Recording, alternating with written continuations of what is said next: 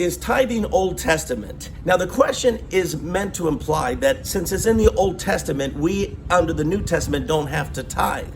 Well, that's a terrible argument, because what's also in the Old Testament is thou shalt not commit adultery, thou shalt not steal, thou shalt not bear false witness, thou shalt not murder. And I doubt any of you would say that we can do those things because it was in the Old Testament. That's a poor argument, saying because God gave a commandment to tithe under the Old Covenant, that means we don't have to do it today.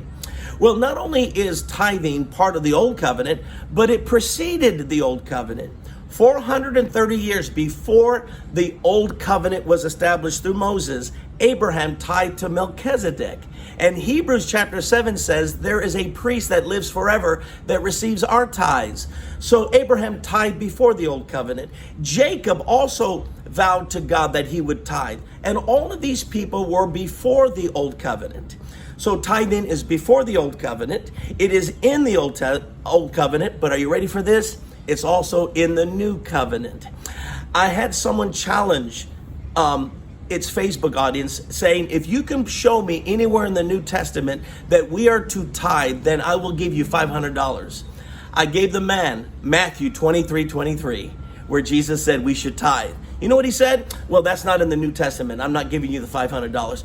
Matthew is not in the New Testament. What did Jesus say in Matthew 23:23?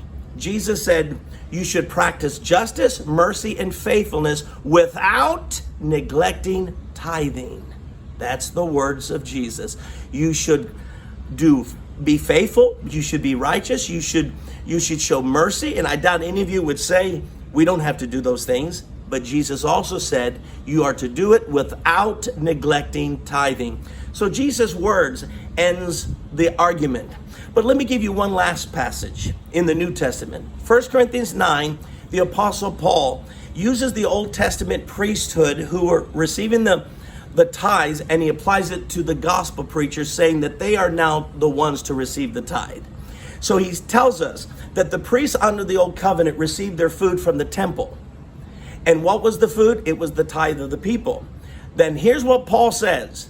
God has now commanded that those who preach the gospel should receive their living off the gospel. So just as the Old Testament priests received the tithe, Paul says now the tithe goes to the New Testament preachers of the gospel. So you have tithing that is before the law, you have tithing under the law, and you have tithing under the New Covenant. But I know some of you will never be convinced because you have one problem: greed. And as long as you're greedy, nothing I say will ever convince you.